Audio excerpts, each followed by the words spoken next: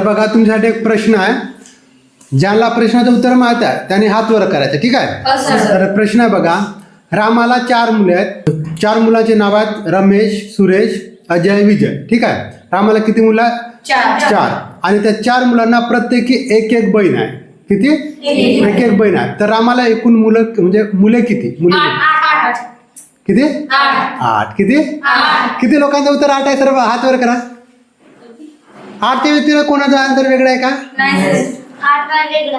हा किती आहे? 4 मुलं. आणि मुले एकूण किती? 8. हा किती? इकडे देविका. हा प्रश्न समजला का? रामाला किती? 4 मुलं. 4 मुले. 4 मुलं कोण? सुरेश, रमेश, अजय, विजय. हा त्या प्रत्येकाला एक एक बहीण आहे. किती आहे? एक एक एक बहीण आहे. तर एकूण मुले किती रामाला? मुली किती? 8. किती? 5 5 किती? पाच. हर्षद समोर आहे. 5. एकूण मुले किती? हो बरं हर्षदचा उत्तर बरोबर, टाळ्या वाजवा.